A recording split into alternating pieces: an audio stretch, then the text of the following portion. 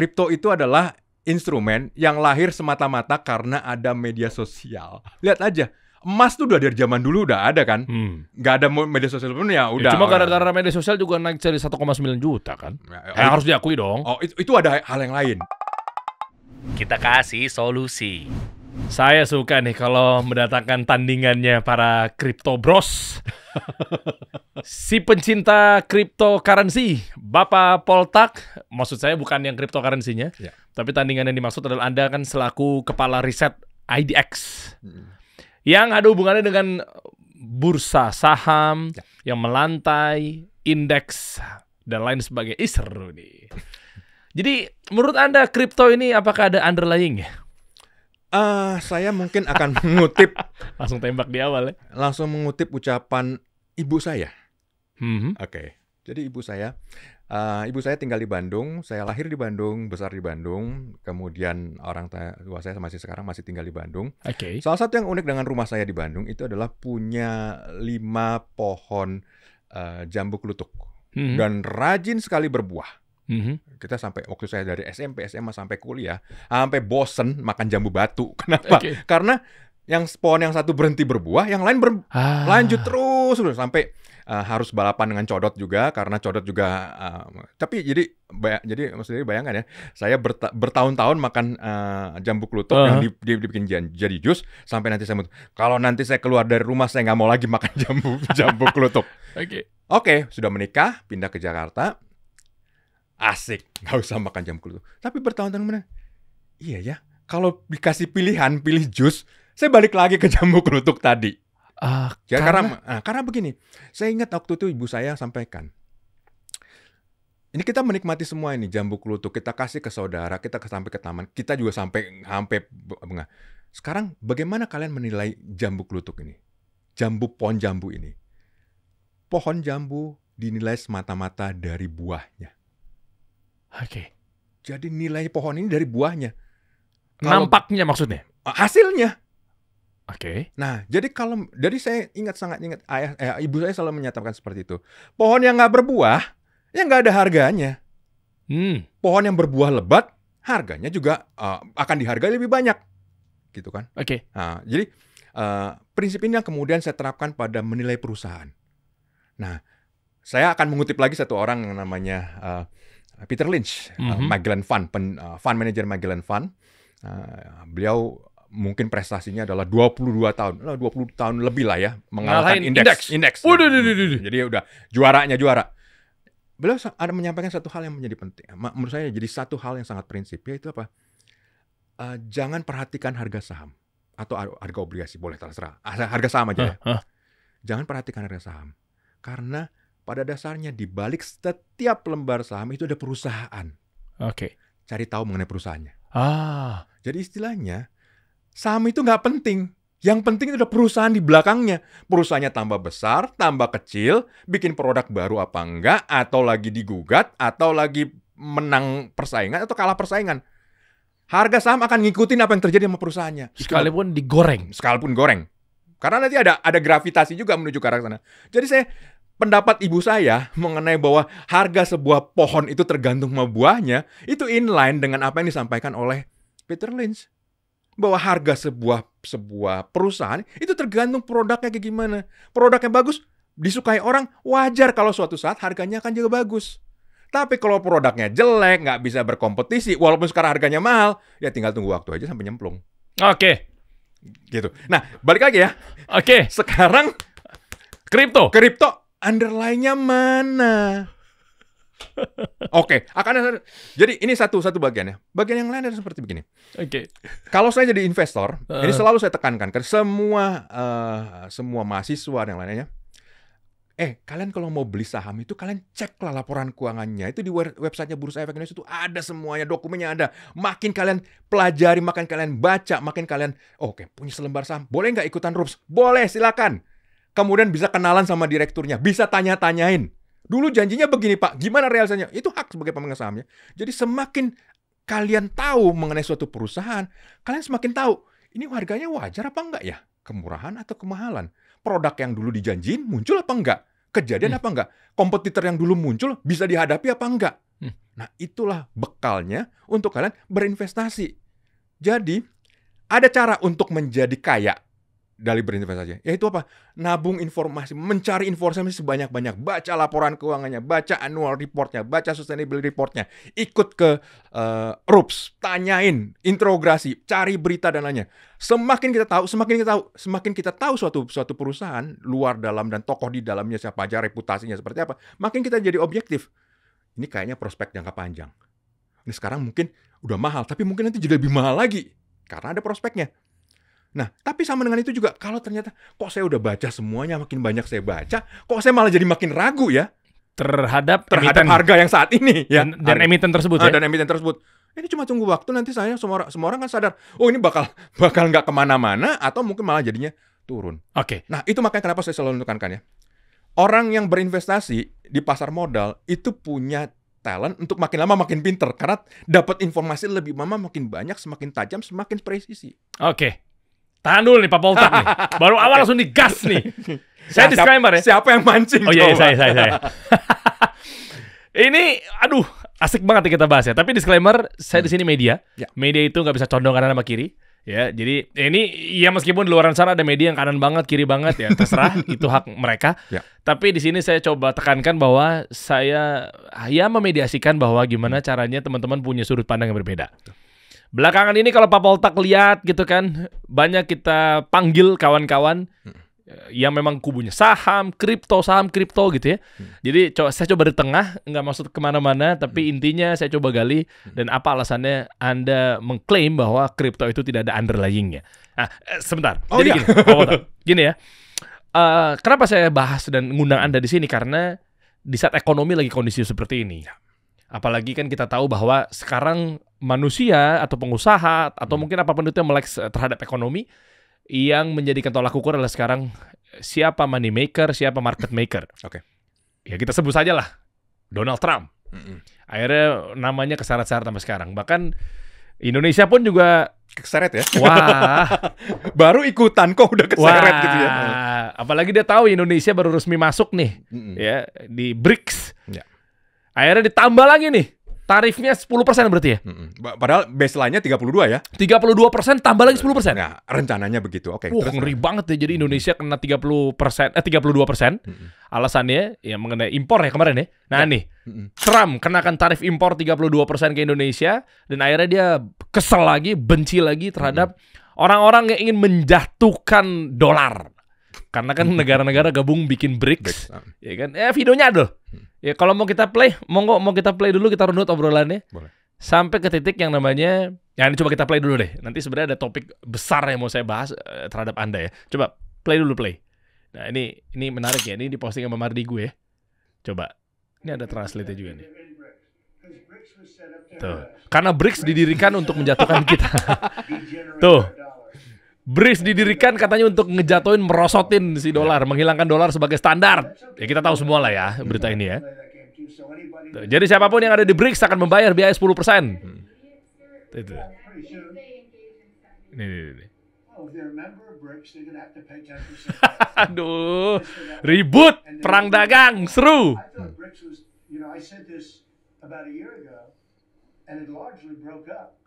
Wah.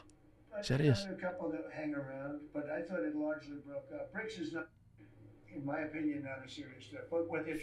Tuh, kontradiktif kan? Niatnya kan kalian, saya tahu lah otak-otak kalian mau menghancurkan dolar kan. Tapi siapapun yang ingin berniat menghancurkan dolar, saya akan hancurkan duluan kan, kasarnya gitu ya. Wah, rusuh.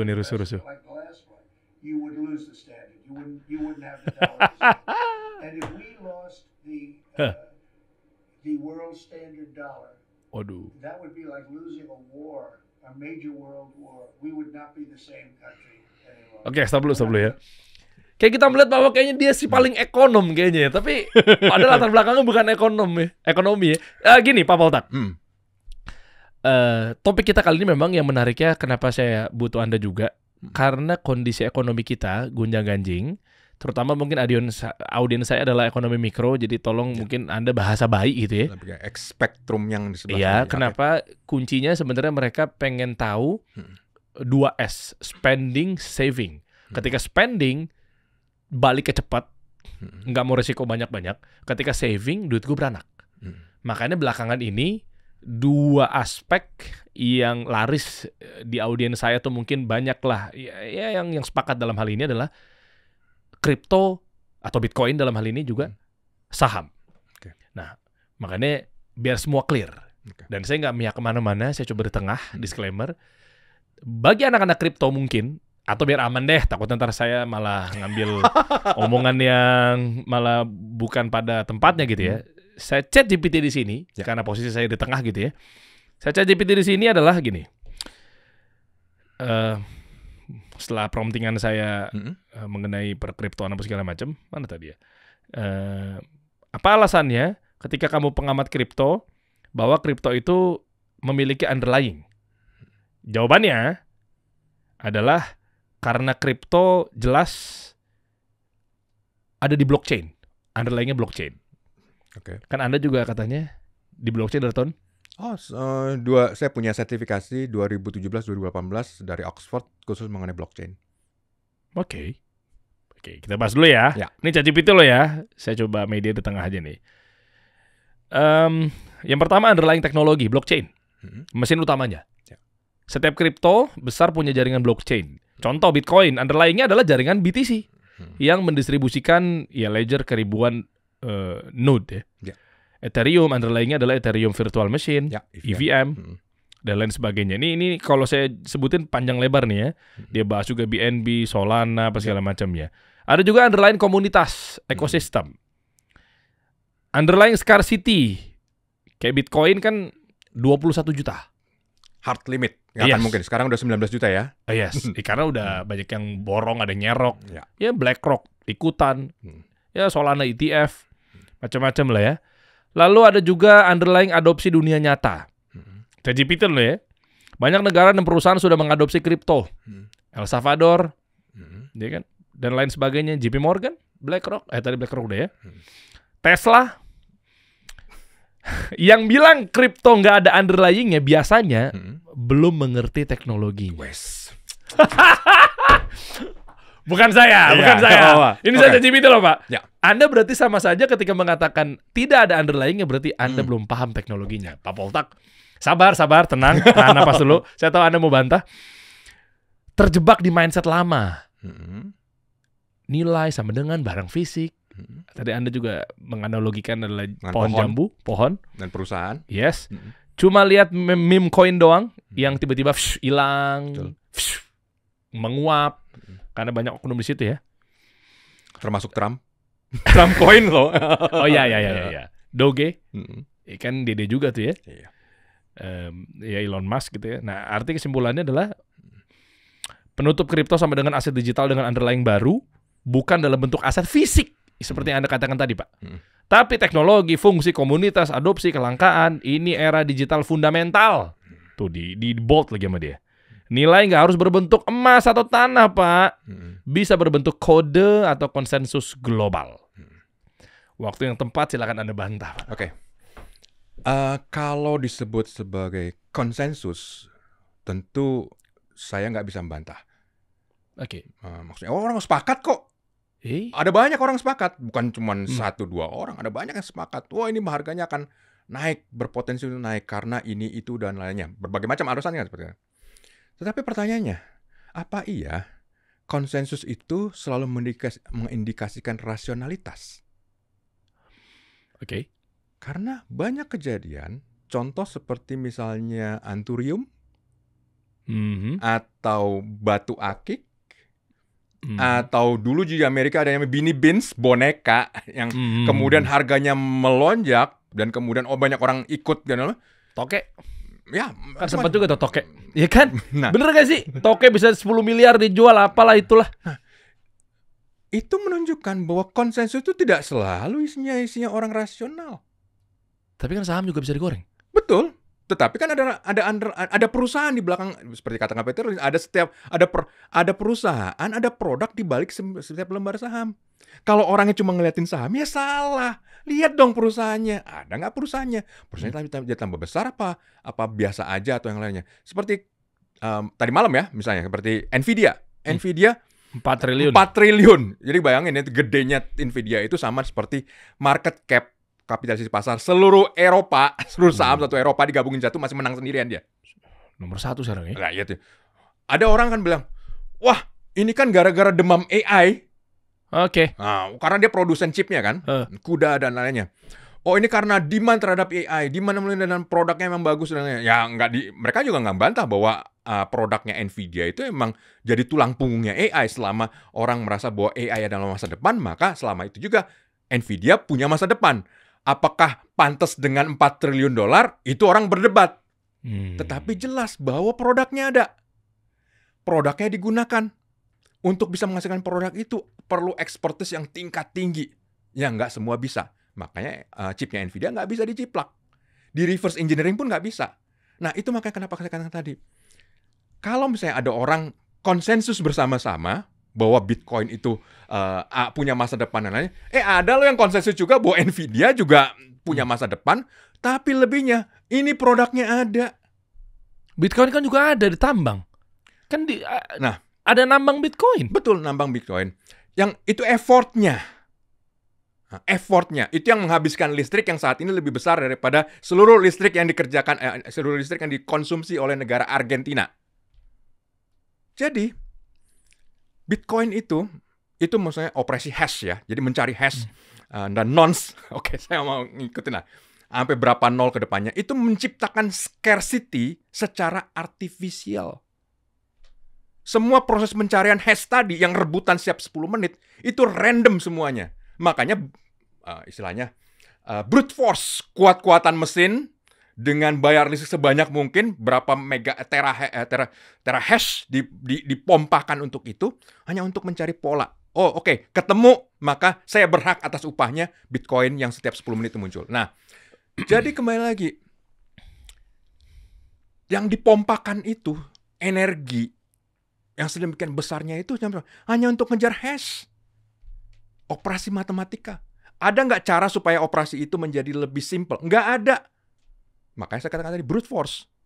Nah, jadi sekarang ini kalau bicara effort dan lainnya, coba kalau dihitung ya, berapa sih listrik yang dihabiskan rata-rata ya untuk bisa menghasilkan 1 Bitcoin? Sekarang kan harga 111 lah, bukan baru tadi malam kan. Apa Bitcoin? Ya, 111 ribu dolar. Sempat nyentuh 112 bulat lah. Kan? Nah, ngikutin juga. Nah, jadi jangan Anda juga punya juga Bitcoin. Enggak lah. Kalau mau juga saya bisa beli ETF-nya, ETF Bitcoin juga bisa, tapi saya nggak berminat. Tapi itu masalahnya ya.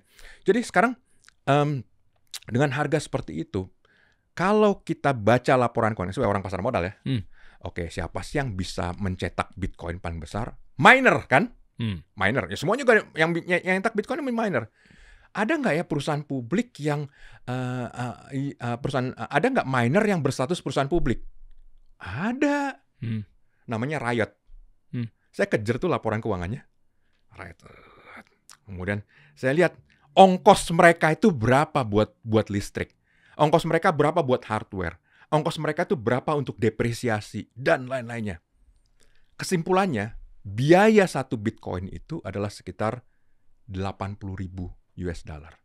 Coba yang sepakat atau nggak sepakat komen di bawah. Bener nggak tuh segitu?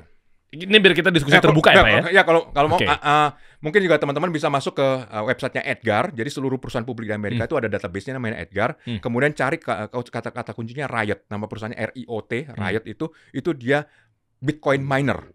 Udah skala besar loh. Nama perusahaannya mengerikan juga ya. Nah, jadi kalau kita baca di situ, itu ada ongkosnya.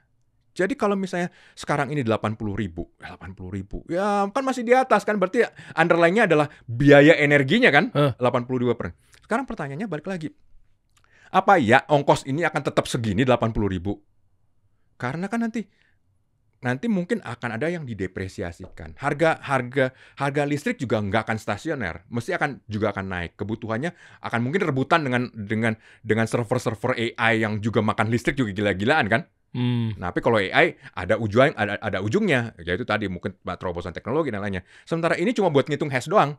Nah, jadi dalam pandangan saya, kalau ini 80.000, ini sekarang dia masih di atas 80.000. Tapi kalau dia nyemplung di bawah 80.000, ini belum menghitung depresiasi. Kalau dia nyemplung di bawah 80.000 dan stay di sana, yang namanya miner itu akan ngebuang semuanya. Akan jadi supply yang ada. Itu satu. Nomor 2, saat ini kenapa sih harga Bitcoin naik? Gara-gara Michael Saylor. MicroStrategy. Sekarang namanya strategi doang, nggak pakai Saylor. Nah, dia caranya gimana? Oke, perusahaan publik ya. Makanya untungnya tuh dengan urusan perusahaan publik, kita bisa dapat informasinya. Kita cari. Edgar tadi kan cari Riot. Sekalian aja Edgar cari mengenai cari mengenai MicroStrategy atau strategi. Bisa kelihatan laporan keuangan. Dia terbitkan surat utang. Kemudian habis itu surat utangnya dipakai buat beli koin.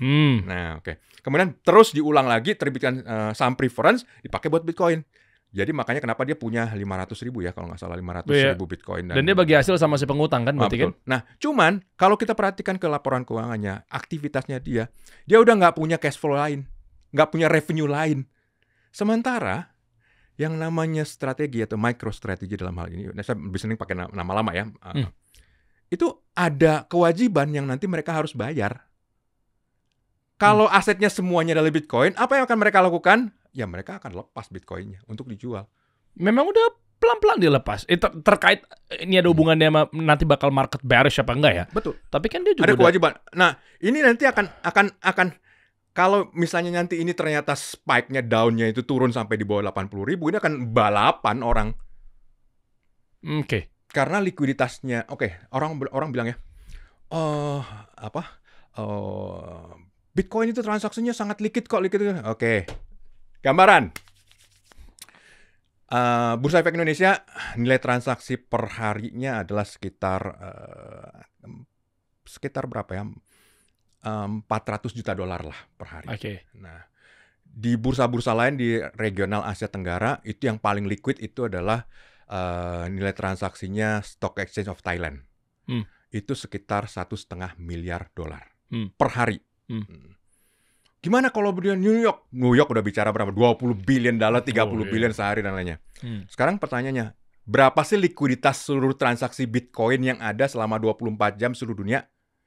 Sama dengan likuiditasnya Stock Exchange of Thailand. Oh iya? Ya. Silakan cek aja. Ada datanya? Ada lah. Jadi sebenarnya nggak liquid amat. Tapi kenapa di market, kita ngomong market New York ya, Anda juga pasti kan sudah berpuluh-puluh tahun di market ya. Iya market New York juga institusi besar juga udah pada malah masuk ke Bitcoin. Beda gini. Kita ngomong New York ya. New York, memang opennya adalah jam 8 malam sampai jam 4 subuh lah. 8.30 ya. Per hari ini. Karena saya ngikutin juga, saya trading juga di New York. 8.30. 8.30 sampai jam 3 pagi. Nah, jadi itu ada kaitannya dengan diversifikasi. Jadi salah satu operator yang paling berpengaruh terhadap animo atas Bitcoin itu adalah BlackRock. Nah, sekarang pertanyaannya, BlackRock tuh gedenya dari mana ya? Apakah itu mereka beli Bitcoin itu pakai duit mereka sendiri? Enggak. Jadi BlackRock itu adalah operator instrumen yang namanya ETF, Exchange Traded Fund. Jadi di Amerika itu, saya pensiunan, saya masih orang bekerja, saya nabung buat nanti saya pensiun. Nah, ada skema yang namanya 401k. Nah, jadi dari gaji saya dipotong, kemudian dari kontribusi perusahaan juga ada. Ini saya investasikan di mana? Zaman dulu, orang investasinya di reksadana, mutual fund. Nah, yang menjadi masalah adalah mutual fund itu nggak konsisten. Kadang bisa ngalahin indeks, tapi kadang juga nggak. Sekarang juara, habis itu tahun berikutnya belum tentu juara juga. Makanya hebat Magellan Fund ya, 22 tahun dia juara terus kan. Nah, jadi ada inkonsistensi. Padahal bayar ongkosnya mahal. Nah, oleh sebab itu, sekitar tahun 1990-an itu muncul Vanguard pertama kali, bukan index fund. Kita nggak akan berusaha ngikuti indeks. If you can beat them, join them. Nah, jadi S&P 500 dibagi semua portofolionya jadi rata seperti ngikutin S&P 500. Jadi kalau Anda investasi itu, Anda nggak perlu pusing ini naik apa turun. Pokoknya lihat aja indeks. Indeks S&P 500 naik 1%. Oh, berarti ya Anda punya naik 1%. Ada biaya? Nggak ada biayanya karena semuanya sudah ngikutin tracking itu. Itu index fund. Vanguard sukses, langsung BlackRock ikutan. Ikut nyemplung. ETF pertama, ya mereka ada ETF-nya namanya Diamond, ada Spider, ada macam-macam, ada beberapa. Tapi yang paling sukses itu adalah Spider, SPY 500. Itu yang invest di situ adalah pada tadi individu-individu. Yang dibeli juga juara-juara semua kan. Ada Apple Computer, ada Microsoft, ada Google dan semuanya. Dan BlackRock akhirnya jadi punya pemegang saham signifikan loh di perusahaan-perusahaan tersebut. Kalau orang nanya, siapa sih pemegang saham terbesarnya di Apple Computer? BlackRock. Siapa pemegang saham terbesarnya di Microsoft? BlackRock. Siapa pemegang saham terbesarnya Nvidia? BlackRock. BlackRock semua gitu kan. Nah, kalau secara tunggal Warren Buffett? Enggak masuk dia mayoritas ya? Dia masuk, tapi kan dia lewat vehicle-nya adalah Berkshire Hathaway. Oh ya. Nah, sementara BlackRock ini, apakah benar itu punyanya BlackRock? Enggak, itu punyanya nasabah semua Amerika yang invest secara nggak langsung lewat ETF dari skema pensiun mereka. Kayak Nasdaq juga ya? Ya, jadi BlackRock itu bikin portofolio seperti itu. Dia juga punya, ini saham blue chip nih, ETF-nya sebesar ini. Itu yang bikin mereka bisa 5,3 triliun, kemudian masih tumbuh terus. Itu semua ETF dari equity saham. Mereka juga bikin ETF-nya atas obligasi dan lainnya. Mereka mikir ya, ini kalau ada demand orang mengenai Bitcoin, kan banyakan orang juga gak ngerti mengenai Bitcoin. Banyak orang juga nggak ngerti mengenai mining. Ya tapi kalau mereka mau ya kita bikinlah rumahnya. Sehingga orang bisa juga beli. Masalah mereka mau beli apa enggak itu urusan mereka ya. Nah itu kayaknya itu lanjutan dari sebelumnya juga BlackRock terkenal menerbitkan ETF emas. Jadi pertamanya ETF emas. Laku. Harga emasnya naik. Nah, namanya juga orang bisnis kan. Wih, sukses nih. Emas naik, nggak perlu dijelasin susah-susah, orang tertarik udah langsung ngerti. Karena ini masalah securated, ya makanya jadi BlackRock mikir, apalagi yang berikutnya?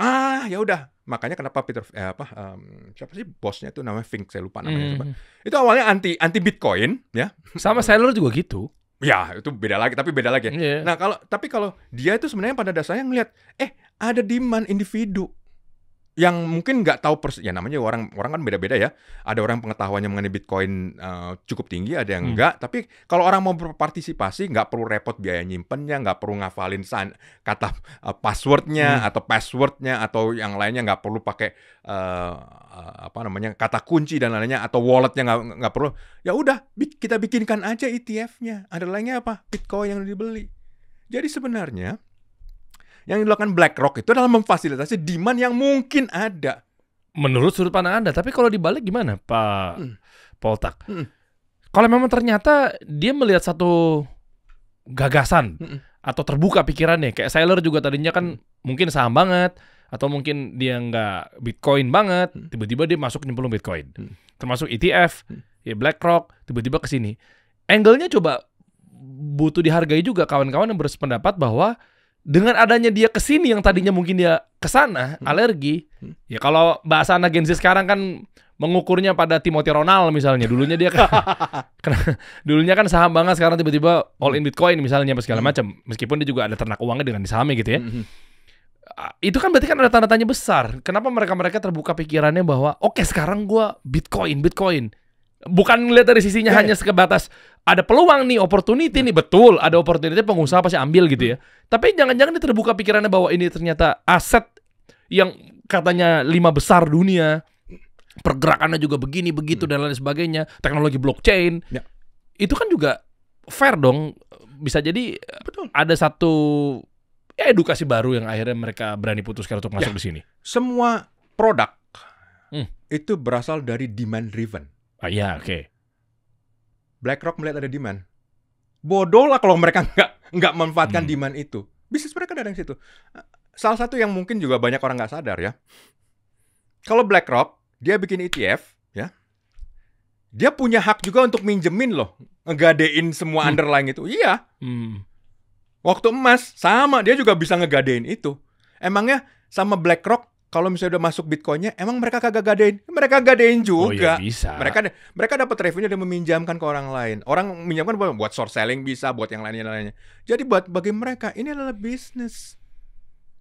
Masalah kalau orang percaya, silakan percaya. Saya melayani demand ini. Jadi menurut Anda berarti pure business. Demand creation lah. Iya, melayani demand orang. Orang mau ya.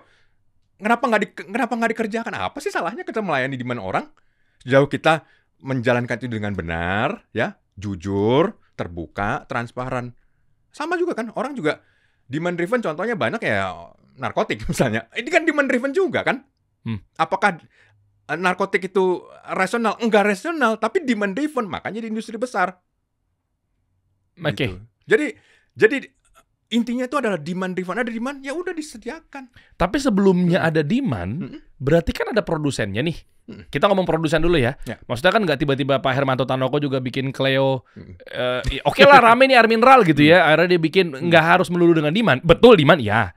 Tapi kan gimana kalau angle yang lain ya? Orang bikin teknologi ini, orang bikin Bitcoin ini karena memang melihat bahwa fiat, inflasi, uang kertas, akhirnya mungkin terpanggil. Jadi angle-nya jadi banyak nih Pak Poltak ya. Makanya muncullah nama Satoshi Nakamoto gitu ya untuk membuat Bitcoin karena melihat keresahannya dia bahwa diatur sama elit, uang kertas bisa dicetak apa segala macamnya. Jadi nggak melulu demand nih. Jadi angle-nya saya berangkat dari Satoshi Nakamoto. Karena Satoshi ngelihat bukan dari demand. Makanya saya ciptain karena keresahan. Betul, memang demand beririsan dengan keresahan. Tapi Satoshi Nakamoto melihat bahwa karena kondisi nilai uang kertas apa segala macamnya ini nggak karu-karuan nih, turun terus. Menurut dia ya? Iya, makanya diciptakan Bitcoin. Betul. Bukan karena lagi rame nih orang nih, kayaknya pengennya aset digital nih, kayaknya orang ribet nih bawa emas kemana-mana nih. Kan simpel ya, angle-nya kan ada dua angle nih. Aku 100 juta kemana-mana bawa berapa kilo nih, emasnya nih, ribet nih. Ada demand nih, kalau gitu aku buat yang versi digital namanya Bitcoin. Kayaknya saya rasa bukan itu. Keresahan yang menurut penganut kawan-kawan Bitcoin ya. Sekarang buat penganut yang fanatik atau misalnya tadi aficionado ya, pendukung Bitcoin, coba cek Genesis block pertama Bitcoin. Apa isinya? Akan kelihatan di situ Genesis block pertama Bitcoin itu adalah potongan kutipan dari koran Financial Times ketika pemerintah Inggris akan membail out bank-bank Inggris. Jadi Satoshi Nakamoto yang dalam pikiran Satoshi Nakamoto, ini pemerintah nggak bisa dipercaya. Ini bank-bank ini bikin kesalahan, tapi kok ditolongin. Wajar nggak dia merasa keresahan? Wajar. Tetapi pertanyaannya apa? Di balik kesalahan itu ada ketakutan bahwa kok segampang itu yang nyetak duit ya? Pemerintah ini bisa nyetak duit sebanyak-banyaknya. Kalau nanti nyetaknya duitnya sebanyak-banyaknya, apa yang kira-kira akan terjadi? Inflasi. Sekarang pertanyaannya, dari sejak Bitcoin Genesis Coin tadi itu diciptakan sampai dengan sekarang, seberapa besar sih inflasi yang terjadi di Inggris, di Amerika? Apa betul kita mencapai sampai hyperinflation atau yang lainnya? Enggak. Ya, karena pada dasarnya mungkin bisa jadi. Karena pada dasarnya uang yang dicetak itu nggak beredar, semuanya ada di dalam perbankan. Jadi inflasi itu hanya tercetak ketika uang itu keluar dari sistem perbankan. Tapi kan mereka punya subsidi buat ke rakyat kecil, bantuan. Iya, itu di finance nggak? Ya kan jadi inflasi juga ujung-ujungnya. Dikasih uang kok. Betul, dikasih uang, belanja. Kan nyampe, bukan ketampung di bank doang. Ujungnya ke bank lagi. Oh iya. Makanya kenapa kita perhatikan sekarang ini asetnya bank itu ukurannya raksasa semua. Itu semua duit yang sebenarnya nggak beredar. Kalau ini semuanya beredar jadi duit kertas yang betul akan terjadi inflasi. Nah itu makanya kenapa saya katakan tadi, cek Genesis block isinya apa. Ya, saya udah ngecek sendiri, makanya saya berani ngomong itu. Oke. Cek berapa besar inflasi yang terjadi sejak itu blok pertama dengan sekarang. Betul, ada negara-negara yang memang manajemen keuangannya jelek ya. Bangkrut. Negara Afrika begitu ya, kayak Venezuela. Venezuela itu kan inflasinya udah nggak karu-karuan. Nah kemudian ada orang yang, oh ya memang Bitcoin bisa dipakai untuk membantu orang yang ada di Venezuela. Silahkan, nggak apa-apa. Tapi apa iya seluruh dunia seperti begitu? Kan enggak. China, masalah sekarang apa? Deflasi. Udah inflasinya udah minus tuh udah berapa bulan? 18 bulan kali ya, udah perbatasan seperti itu. Banyak masalah di dunia tuh sekarang ini bukan inflasi, deflasi. Apakah Bitcoin jadi obatnya? Kagak juga. Nah, balik lagi. Pemahaman mengenai sektor finansial, mengenai moneter ini juga diperlukan. Bukan sekedar pemahaman mengenai teknologinya. Saya kebetulan karena dulu waktu masih muda juga programmer. Walaupun saya belajarnya bahasa Perl ya, jadi banyak yang nggak tahu juga. Tapi saya ngerti logikanya ya, ngerti logika itu. Jadi ketika orang di IT memandang bahwa segala sesuatu di dunia ini sifatnya mekanistis, itu ada hal yang mereka hilangkan dari persamaan. Bahwa nggak semua hal itu mekanistis. Sektor keuangan itu nggak semuanya mekanistis. Seperti misalnya, karena kemudian saya jadi ekonom ya, itu ada banyak hal. Contoh misalnya contohnya ada yang namanya counter cyclical. Jadi kalau ekonomi lagi melemah, maka pemerintah harus ngegenjot pengeluaran. Kenapa? Kalau ekonomi melemah, pemerintah jangan berhemat. Kenapa? Kalau pemerintah berhemat, itu lebih dalam lagi. Lebih dalam lagi. Itu di ekonomi itu sering bertanya begini. Siapa sih yang suka kalau misalnya naik gaji? Semua juga pingin naik gaji kan? Nah, mungkin nggak naik gaji terjadi kalau duitnya nggak nambah. Lah, duit siapa yang pakai buat naik? Yang bisa nyetak duit siapa? Cuma pemerintah. Makanya kenapa? Pemerintah memang harus berutang untuk menciptakan uang baru untuk menggerakkan ekonomi ini. Nah, itu yang dalam pandangan saya, mungkin Satoshi Nakamoto mungkin secara programming benar, mungkin ada pendapatnya benar mengenai makroekonomi sebagian, mengenai moneter, tapi nggak cukup lengkap. Bahwa memang berbagai pemerintah di dunia perlu menstimulus ekonomi. Ketika pandemi, apa yang terjadi sama pemerintah seluruh dunia? Ya, stimulus. Kenapa? Kalau nggak dilakukan itu lebih dalam lagi. Biar ekonominya lebih dalam lagi. Nah, itu makanya kenapa jadinya ketika perdebatan mengenai kripto dan lainnya, saya akan kembali ke hal yang fundamental tadi. Ada underlying-nya apa enggak? Apa underlying-nya cukup dengan energi yang dihabiskan buat mencetak 1 Bitcoin? Atau cukup dengan persepsi dan konsensus? Dalam pandangan saya, kayaknya nggak cukup. Berarti Anda mau bantah perkataan Mas Wapres Gibran dong, terkait Indonesia harus teredukasi sama blockchain. Nah, sementara masalahnya begitu kan ujung-ujungnya. Berarti kan blockchain salah gitu? Oh enggak, blockchain itu near value. Sama seperti pisau bisa dipakai buat motong, bisa dipakai buat bunuh orang, bisa buat kerajinan tangan dan lainnya, bantu lainnya. Blockchain itu near value, maksudnya dia akan tergantung penggunanya untuk apa. Nah, jadi blockchain itu kan pada dasarnya adalah sistem di mana bloknya itu saling mengautentikasi dengan blok sebelumnya sehingga tamper proof, nggak bisa dimodifikasi pada perjalanannya. Nah, dan kemudian karena dia sifatnya distributed, maka tersebar berbagai macam. Nah, dan ada multiple copies, kopinya sama semua kan. Nah, sekarang pertanyaannya adalah ada banyak hal yang bisa di-blockchain-kan. Contoh misalnya ya, sertifikat tanah. Ini supaya nggak BPN ini ada yang jahil-jahilan ini satu tanah perselnya ternyata punya 3 sertifikat. Kalau ini bisa di-blockchain-kan atau dibuat secara blockchain, maka akan ada kepastian kopi yang asli itu yang mana sebenarnya. Nah, ada misalnya terkait dengan logistik misalnya. Blockchain bisa digunakan. Misalnya contoh secara logistik ya, secara logistik misalnya kan dulu saya ingat De Beers tuh pernah punya ide begini. Di Afrika itu kan ada banyak sekali berlian itu hasil dari penggunaan kekerasan. Jadi dalamnya tentara anak, makanya dibilangnya blood diamond karena ditambangnya itu dengan menggunakan pekerja anak, pakai kekerasan dan lainnya. Eksploitasi lah.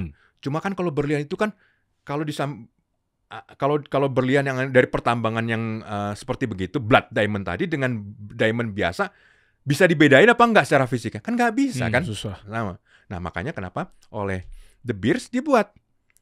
Berlian punya kita itu ada sertifikatnya. Tertulis di berlian itu sendiri kodenya. Anda silakan cek, Anda masuk ke websitenya, ada blockchain yang menjaga itu. Jadi kalau Anda ragu, ini berlian yang saya dimiliki ini dari blood diamond atau bukan? Cek aja. Oh, kalau pakai alat khusus ya, itu kelihatan itu. Ada kodenya. Cek. Oh, kelihatan ditambangnya di mana, siapa yang menambangnya dan lainnya. Jadi bisa dipastikan itu bukan blood diamond. Anda nggak berkontribusi pada tentara anak atau yang tindak kekerasan lain yang terjadi. Itu terjadi. Ada sertifikasi misalnya terkait dengan makanan halal. Atau hal yang lain. Di mana kalau end produknya seperti begini, wah saya nggak tahu nih prosesnya lewat mana aja. Tapi teknologi blockchain memungkinkan orang melakukan verifikasi itu. Nah jadi kembali lagi, saya nggak ada masalah dengan teknologi blockchain-nya. Tapi adalah keliru kalau misalnya menganggap bahwa blockchain semata-mata buat uang. Ada banyak aplikasi yang lain. Kebetulan tadi kan saya pernah training di Oxford University, dapat piagam lah ya, namanya juga itu ada kodenya. Jadi kalau ada orang ragu, jangan-jangan Poltak ini nggak pernah sekolahan, ini nggak pernah sekolah belajar blockchain atau belajar financial technology. Oke, ini ada sertifikatnya, ini ada kodenya, silakan cek ke websitenya itu ada blockchain yang menjaga autentikasi surat saya. Jadi kembali lagi, bayang nggak? Jadi kalau sekarang ini aplikasinya, kalau semua orang misalnya lulusan universitas, kemudian ada sistem blockchain-nya di situ, ada blockchain dibangun, kemudian setiap universitas itu terdaftar di situ dan nggak mungkin diganggu-ganggu, nggak mungkin dimodifikasi oleh universitasnya karena udah tertulis dalam blockchain ya, nggak mungkin dihack oleh orang lain. Orang kan bilang, Anda lulusan mana? Oh, oke, ada sertifikatnya. Kalau sertifikat fisik kan bisa aja dipalsu nih. Atau bisa aja orang orang lain yang belajar atau yang lainnya. Ada kodenya, saya cek ke arsitek itu tadi. Bener ternyata cocok nih orangnya, mukanya ini, orang identitasnya ini, bahwa memang bahwa ijazah dia tuh benar-benar ada. Jadi ada banyak sekali aplikasi mengenai blockchain yang jauh lebih luas, jauh lebih kaya dibandingkan sekedar untuk Bitcoin. Oke. Jadi jangan direduksi. Iya. Anda nggak ngerti blockchain karena Anda nggak suka sama Bitcoin. Enggak, ada banyak sekali wilayah yang luas di situ. Tapi kenapa regulator pemerintah dalam hal ini gitu ya, itu melegalkan izinnya dari mulai Bapepti ke OJK gitu ya. Ya kalau memang ternyata ini nggak ada underlying-nya kan berarti kan menjadi aset yang resiko gitu loh di mata publik ketika dia coba trading atau dia coba, kalau istilah anak-anak kripto kan spot only gitu ya. Dia beli di harga murah, dia jual di harga mahal, di hold apa segala macamnya buat aset nanti di masa akan datang apa segala macamnya. Kalau gitu pemerintah nggak usah aja regulasi. Sebenarnya begini, bahwa itu adalah scam misalnya. Karena kan harus dibuktikan. Kalau misalnya sesuatu yang terkait dengan legal itu harus pembuktian. Nah, jadi satu misalnya ya, kenapa Bank Indonesia itu secara tegas menyatakan bahwa koin kripto bukan alat pembayaran sah. Ya, ada kan dulu awalnya kan. Apa berarti bahwa Bitcoin atau kripto yang lain itu nggak boleh digunakan? Boleh, tapi bukan buat membayar. Jadi kalau Anda mau pakai silahkan, tapi statusnya apa? Barter. Anda barter Bitcoin Anda dengan barang. Ya komoditas. Ya komoditas lawan komoditas. Nah itu di luar kewenangan BI untuk mengatur itu. Jadi kembali lagi, yang namanya barter, ya pertukaran tadi, itu nggak ada satupun yang bisa ngelarang. Saya bisa barter mobil saya dengan lukisan, atau dengan ayam jago kate misalnya, atau apapun. Itu asal nggak ada paksaan. Nah, jadi sebenarnya pemerintah bukan mengatakan, nggak diaturnya, itu nggak diatur sama sekali. Karena memang ada domain dalam ekonomi di mana ada kebebasan orang secara sukarela melakukan pertukaran, apapun itu. Oke. Itu harus dihormati, itu bagian dari hak azazi. Bahwa kemudian yang dipertukarkan itu adalah koin kripto, ya boleh dong. Koin kripto ditukar sama anturium juga boleh, sama misalnya sama uang kertas juga bisa dong. Boleh, asal sepakat aja, asal jangan ada yang dipaksa. Nah, jadi bagian itu memang itu bagian dari salah satu dimensi kebebasan berniaga, bagian dari human right, hak asasi manusia. Nah, jadi pemerintah pun tidak dalam posisi melarang, kecuali seperti China ya. Ya, berarti kan maaf dipotong. Dengan adanya transaksi pembolehan barter apa segala macam, berarti kan ada underlying-nya. Logikanya bukan underlying. Iya dong. Bukan underlying. Pemerintah nggak pernah punya. Enggak, ini pertanyaan aja sih buat Anda, Pak. Berarti kan ada kejelasan di situ. Ya kalau memang ngawang, nggak ada underlying-nya, harusnya kan dilarang untuk adanya transaksional di situ. Enggak. Kalau misalnya pemerintah itu nggak pernah sampai ke underlying, janji aja itu kan juga nggak masalah. Nggak masalah. Oke. Janji apa ada underlying? Enggak ada. Oke. Asal kesanggupan aja. Nah itu kan kesepakatan kita aja nih. Makanya legalitas muncul. Legalitasnya ya. Tapi kalau ada dispute, ada perselisihan, ada yang merasa tertipu, ada yang merasa dikelabui, pemerintah, saya nggak pernah menyetujui. Itu kesepakatan Anda sendiri. Jadi silahkan selesai secara baik-baik di antara Anda sendiri. Jadi kembali lagi, ini yang mungkin perlu didudukan. Jadi apakah pemerintah itu anti kripto? Enggak. Pro kripto? Enggak. Agnostik sebenarnya. Karena balik lagi, ada hak untuk berniaga, hak untuk menukarkan apapun yang saya punya. Saya mau tukar rumah saya dengan dengan kijang kapsul, nggak apa-apa juga. Asal semuanya sepakat Ridho sama gitu. Ridho. Nah, atau sama-sama ridho gitu kan. Mau dengan apa? Mau ditukarkan uang nggak apa-apa juga, itu hak juga. Tapi kalau jangan sampai kalau nanti sampai ada yang merasa tertipu atau yang lain, oh dulu janjinya begini, ya Anda jangan ke pengadilan. Kenapa? Nggak ada landasannya juga. Itu bukan perniagaan yang memang diatur oleh pemerintah. Oke. Gitu. Nah, jadi itu yang mungkin penting. Lain masalah seperti China ya. China itu menjadi unik. Kenapa dilarang? Karena China itu mengatur begini, orang di China itu nggak boleh bawa uang ke luar negeri lebih dari 50.000 US dollar per tahun. Nah, jadi nggak boleh ngeluarin. Cara paling mudah untuk ngeluarin itu adalah pakai kripto. Makanya dilarang sana. Kenapa? Ngapain gue bikin peraturan ngelarang 50.000 kalau dengan alat ini orang bisa ngelarin lebih dari itu. Ya, misalnya contoh di sebuah negara saya tinggal di sini, naudzubillah gitu kan, krisis lagi, mungkin resesi apa segala macamnya. Saya kabur ke Swiss, ya saya bisa belanja apapun di sana. Ya, dengan saya bawa kripto saya kan simpelnya gitu. Nah, makanya di Cina nggak boleh ada aturan itu. Nggak boleh. Itu jadi industri tuh. Buat ngeluarin keluar. Dan mungkin namanya juga pemerintah ya, kan pasti ikhtiarnya, wah saya akan melarang begini dan lainnya. Dulu sampai ketika China melarang Bitcoin mining itu sampai benar-benar disikat, itu benar mesinnya juga disita. Tapi ada berapa yang nggak sempat disita, itu sempat dilariin juga keluar. Jadi makanya kenapa China dari asalnya penerbit Bitcoin, negara dengan penerbit Bitcoin terbesar, bisa tiba-tiba hilang karena geser ke negara-negara lain. Ada yang ke Rusia, ada yang ke Amerika dan lainnya. Nah, tapi apakah benar-benar kebal foolproof? Enggak juga, karena ternyata para miner China itu bergeser. Mereka mainnya di stablecoin. Nah, ini satu lagi spesies lainnya. Stablecoin. USDT, USDC. Ya, USDC dan lain-lainnya. Kenapa? Kan stabil. Namanya juga stablecoin. Ya, stabilnya itu kan asumsinya. Oke. Nah, jadi, wah ini panjang nih ya. Kebutuhan untuk itu tuh sebenarnya ada. Makanya kenapa dulu si Mark Zuckerberg lewat Facebook pernah mau bikin yang namanya Libra. Oh ya? Itu kan kripto kan. Tapi bukannya nggak terrealisasi? Nggak terrealisasi karena nggak ada yang mau berpartisipasi di situ. Tapi yang mau diciptakan oleh Mark Zuckerberg pada waktu itu, di belakang setiap koin Libra itu ada underlying-nya surat utang negara. Jadi ada underlying. Jadi orang mau ngirim uang ke luar negeri bisa dengan cepat, mau beli di mata uang yang lain juga cepat dengan pakai sistem Libra ini. Nah, wah kuat kan? Facebook kan secara keuangan kuat kan? Penggunanya juga ratusan juta orang kan? Dan loyal. Akhirnya ketika disadari bahwa ada kebutuhan underlying seperti ini, itu menjadi muncul ada resiko-resikonya di belakang ini nih. Nih bayangin orang yang bikin stablecoin udah pakai suatu institusi yang udah bener, ada badan hukumnya, ada pertanggungjawabnya, dan itu perusahaan publik juga semuanya.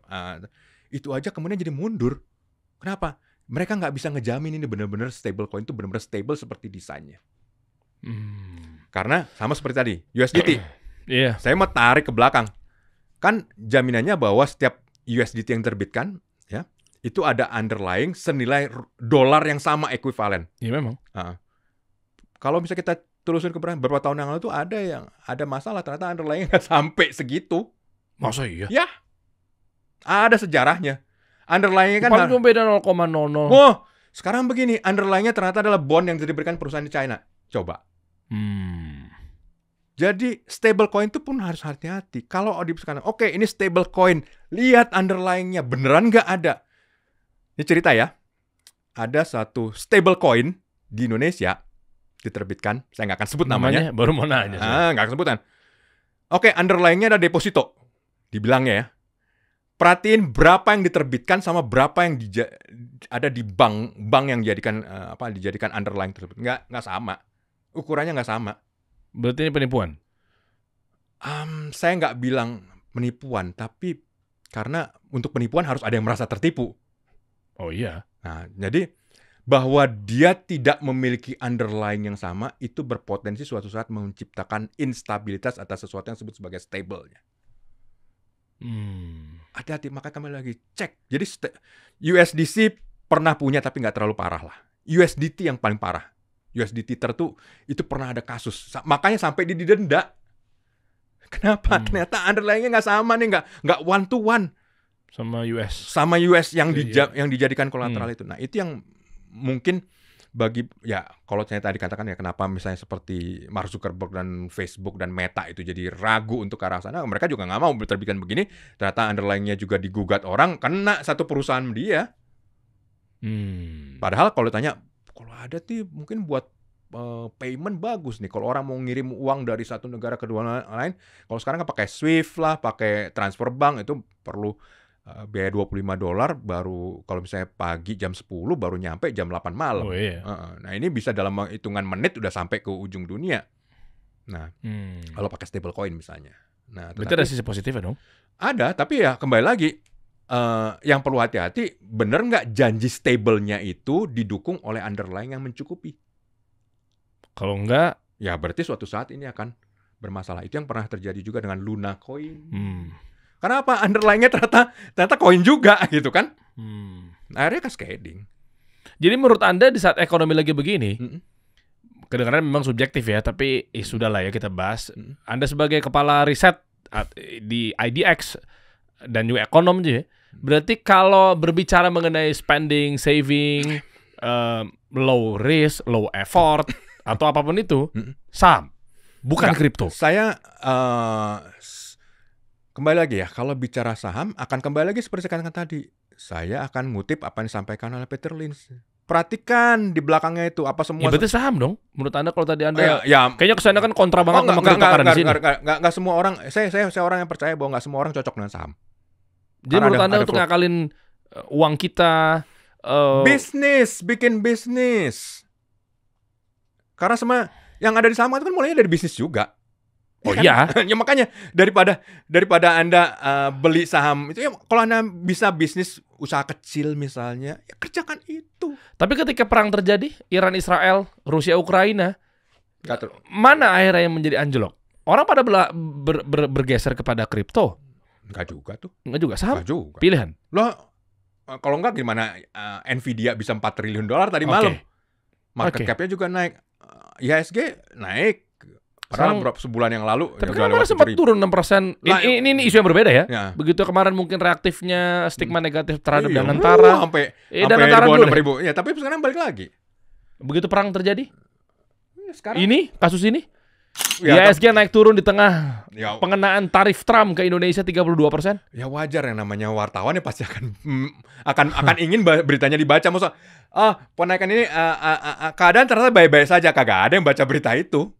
Tapi kembali lagi, cek aja apa yang terjadi. Waktu kemarin itu indeks turun kan, wah, pada takut, wah ini kayaknya bakal begini, ini kayaknya 6.000 tembus nih bisa ke berapa, udah mulailah macam-macam. Saya sih bilangnya, ntar lagi paling juga orang akan ngelihat mana yang dividennya bagus ya. Kalau harganya makin murah kan berarti dividennya juga akan secara persentase akan beli. Ya kan orang nanti, oh ya saya punya deposito. Ternyata kalau saya beli saham, ternyata dapat dividennya lebih bagus daripada deposito. Ya, mereka mungkin akan cairin depositonya, mereka beli sahamnya. Tunggu apa? Nunggu depositonya, nunggu bagi dividen. Makanya kenapa di dividen game. Itu makanya kenapa pas kemarin kan turun, orang sadar, ternyata kalau pakai dividen ini bisa yieldnya sekitar 8%, 9%. Ya mereka naik lagi. Mereka nyerok di bawah. Nyerok lagi karena mereka nunggu dividen. Dan itu yang kenapa saya katakan tadi pentingnya untuk baca laporan keuangan. Mana yang bakal dibagi dividen, dividennya akan sebesar apa. Ya, kalau misalnya bagi dividen kan pasti pertama harus laba dulu ya. Gimana lo mau bagi kalau nggak ada labanya? Ya harus ada laba. Nah, kalau misalnya mau laba kan berarti kan juga revenue-nya harus naik juga kan. Berarti kan harus dikelola dengan baik, dia harus ada di niche market yang memang dia juara gitu. Berarti dengan adanya kenaikan, ya pertama kali buka akhirnya 35% pada koin, saham koin, berarti kan itu kontribusi luar biasa dengan hadirnya penggabungan koin itu kan, kalau nggak salah kan dari para exchange Indonesia akhirnya mereka bersatu gitu ya. Sebenarnya itu buat pendanaan. 35% kan? Ya, 35% hari pertama. Itu pendanaan untuk clearing atas. Jadi kalau kita baca ya, tujuan go publicnya itu ada tuh untuk menciptakan clearing. Jadi selama ini nggak ada clearing. Iya, emang kagak ada clearing. Makanya transfer berhari-hari. Oh enggak. Jadi nggak bisa dijamin siapa yang bertransaksi itu memang punya barangnya apa, punya barangnya dan punya uangnya apa enggak. Jadi kalau kita baca itu, tapi saya nggak bisa jauh ya mengenai ini karena ini emiten. Jadi selama saya masih pakai, ini jadi nggak bisa. Tapi susah, kembali lagi, tapi itu makanya kenapa saya katakan Anda lagi berbaju soalnya.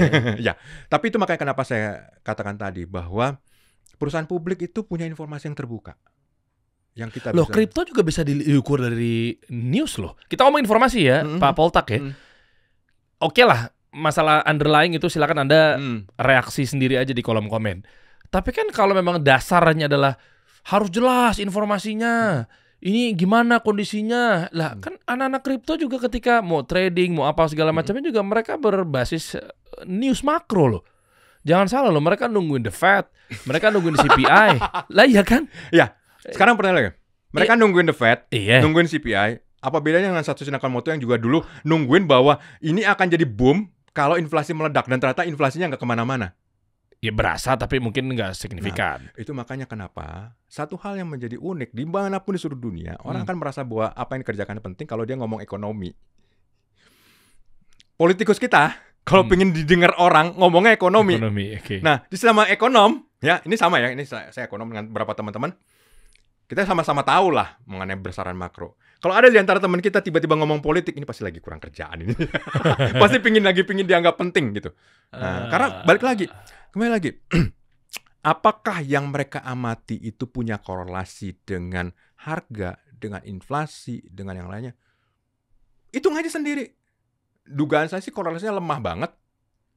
Ya cuma maksud saya nih korelasinya adalah kalau memang ternyata adalah kripto itu nggak berbasis informasi, misalnya karena nih mungkin beli kucing dalam karung atau apapun itulah bahasanya. Saya lagi nggak bela kripto ya, saya coba kontradiktif aja karena memang media itu hadir. Saya udah disclaimer di awal adalah tengah, tapi karena memang biar dua arah aja sih sebenarnya gitu ya. Timbal balik lah. Iya kan? Mereka berbasis itu kok. Jam 20.30 market New York, mereka nungguin. Apalagi kemarin kan FOMC apa segala macamnya gitu kan, mereka nungguin juga nih kira-kira nih ada pemotongan suku bunga atau tidak apa segala macamnya. Mereka berdasarkan itu dan terbukti ketika udah keluar hasil newsnya itu kelihatan tuh pergerakan marketnya naik atau turun atau koreksi apa segala macam. Nah ini yang salah satu ekses dari diterbitkannya ETF Bitcoin oleh BlackRock. Kenapa? Saat ini likuiditas Bitcoin itu sangat terkonsentrasi di jam perdagangannya Wall Street. Ya memang paling banyak di situ. Kita ngomong market New York, masa Asia sama Eropa beda, Pak? Bukan. Maksudnya kalau zaman dulu ya, ketika belum ada ETF, itu tuh rame tuh bisa kapan aja, hari libur aja bisa rame gitu kan. Sekarang ini sangat tergantung, sangat sentris pada jam bukanya New York. Itu sangat kerasa. Karena di luar itu likuiditas rendah banget. Nah, jadi Asia sih paling parah. Enggak, Eropa. Enggak sekuat Amerika. Amerika gila itu. Enggak, maksudnya paling parah tuh maksudnya Asia sama Eropa yang paling kecil pergerakan volatilitasnya. Ya. Jadi saat ini memang kalau kita perhatikan korelasi antara Bitcoin ya dengan saham-saham blue chip teknologinya Amerika itu korelasinya makin lama makin kuat. Jadi bukan karena penting secara ekonominya, tapi emang jam bukanya sama. Kemudian kalau misalnya saham Nvidia lagi naik, ya Bitcoinnya juga kenapa harus beda gitu. Jadi ikut naik juga, terimbas secara positif. Jadi sebenarnya makin ngikutin iramanya. Padahal dulu kan desainnya enggak kan, desainnya Nakamoto akan dia kalau misalnya terjadi. Jadi dulu saya challenge-nya begini ya. Kalau Satoshi Nakamoto benar, maka seharusnya ketika inflasi turun. Sebentar. Tingkat suku bunga itu harus berlawanan berarti. Apa kejadian? Nggak pernah kejadian. Seiring aja. Loh, the Fed nahan, akhirnya mereka convert ke Bitcoin, itu kan kecuali memang the Fed motong suku bunga, ini aset resiko nih kita masuk, itu dia nahan aja tetap mereka pilih kok Bitcoin. Ya kan nggak ada yang larang juga kan? Iya kan, karena mereka percaya gitu kan? Karena mereka percaya. Tapi kalau tanya, apa pernah ada yang nguji statistiknya? Saya nggak tahu kalau itu dia. Yang ada rasa. Tapi bahwa tadi kan saya katakan bahwa misalnya tadi kalau misalnya ini Nvidia ini harganya bisa market cap seperti itu, Microsoft bisa seperti itu, ya oke, ada bisa diuji secara statistik. Ada angka-angka yang bisa dibandingkan, berapa dia dividen yieldnya berapa, pengaruh tingkat bunga itu sampai seperti apa, rating bonds seperti banyak lah. Misalnya anggaplah naikin suku bunga nih, misal. Ya kan Kira-kira akan tetap milih kripto nggak?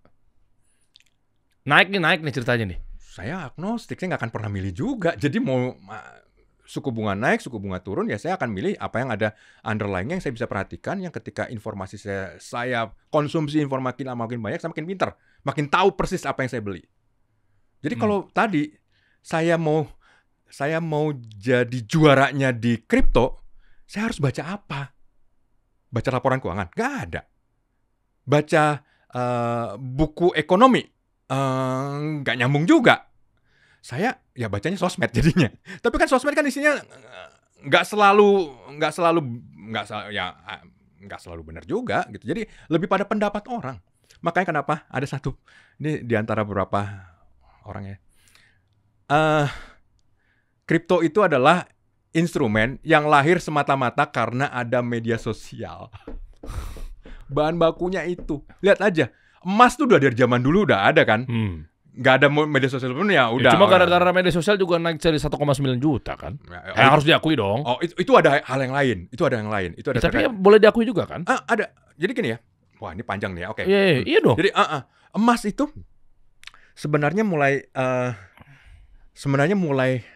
naik itu adalah ketika Rusia melakukan invasi ke Ukraina. Di mana cadangan devisanya Rusia dibekukan oleh Eropa dan oleh Amerika. 400 miliar dolar loh dibekukan benar-benar. Nah, jadi menghukum Rusia. Nah, apa yang kemudian terjadi?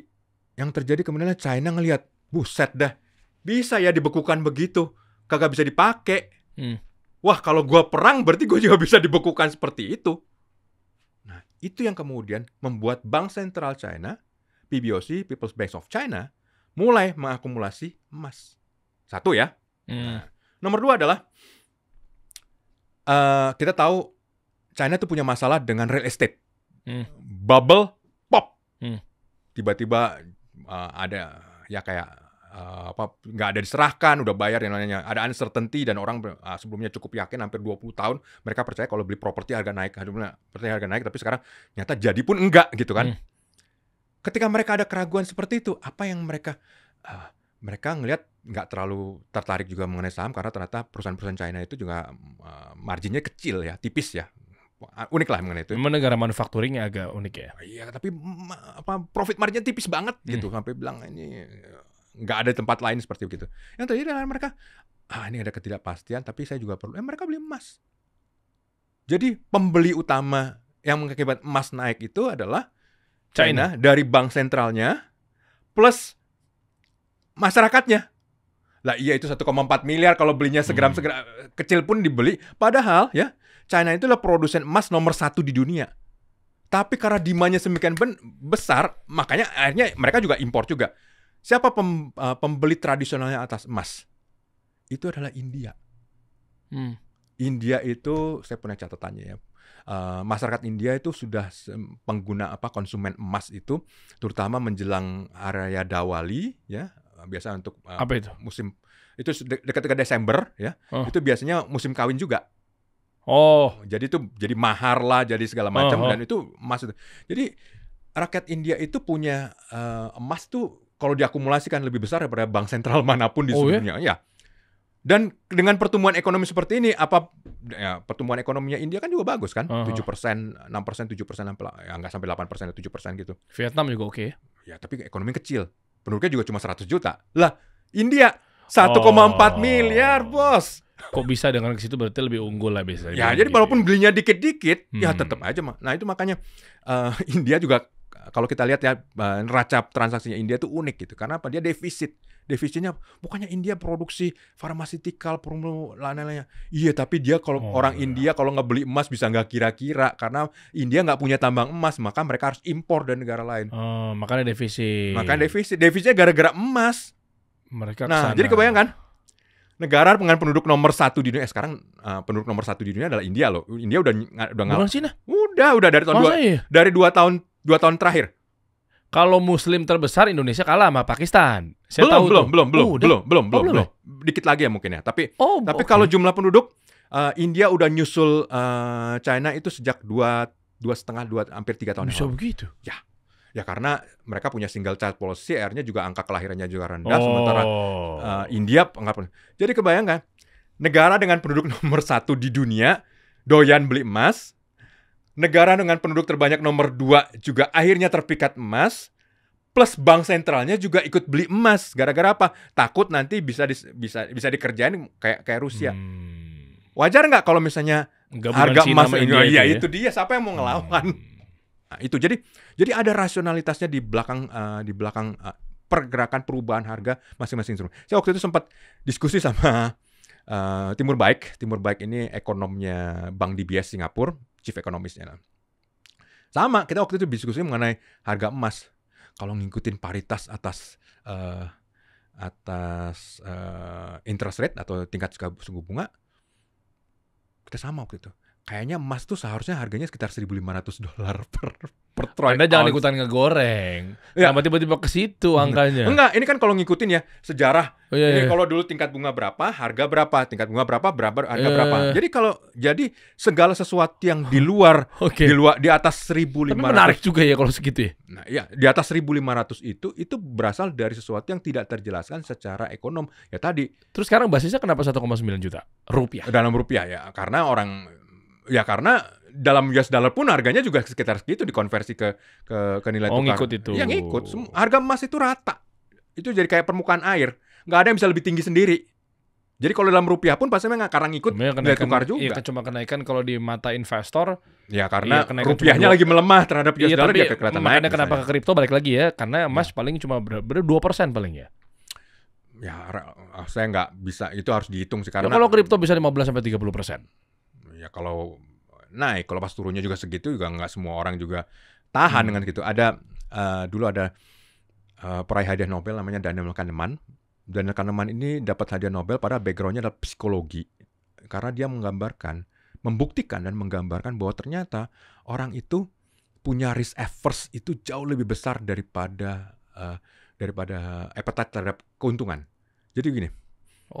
Jadi kalau untung 10% sama rugi 10%, harusnya kan sama-sama 10% kan, jadi harusnya simetrik kan, nyata enggak.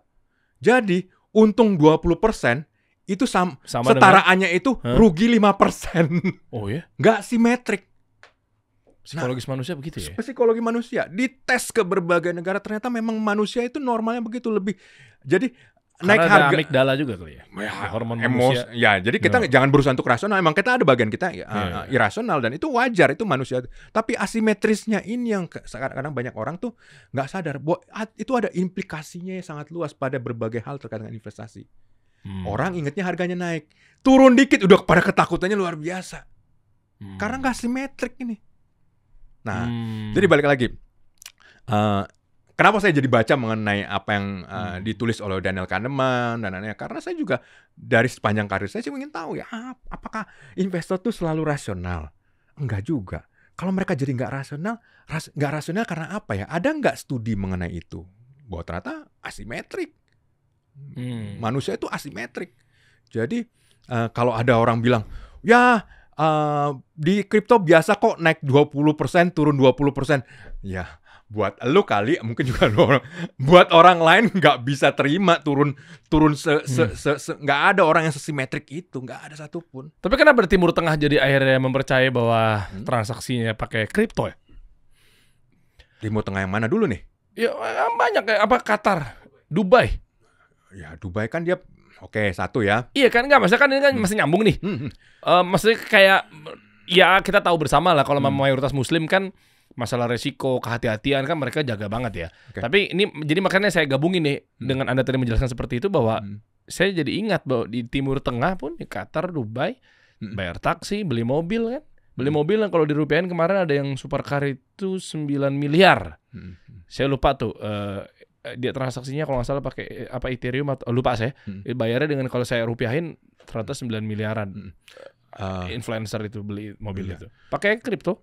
Iya. Tapi apakah itu transaksi yang terjadi sehari-hari? Nggak juga sih. Nantinya kan siapa tahu game akan ke sana. Iya, kan ini gimmick sebenarnya. Jadi saya selalu hati-hati kalau ada dikatakan, ini influencer.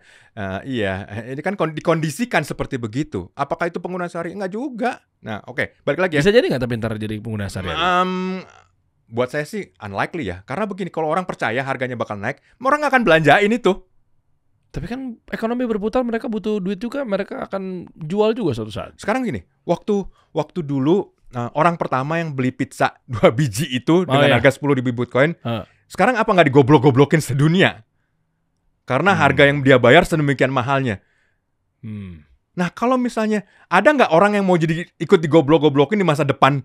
Kita nggak bisa baca. Memang nggak bisa. Kayak itu banyak viral kan, jika kita menyimpan 1 Bitcoin di harga sekian nih kan, kita kalau ngomongin game gitu kan kita nggak tahu ke depannya gimana. Sama kayak misalnya. Makanya orang-orang main FF yang pada transaksinya pakai koin-koin, mereka jual sedemikian rupa.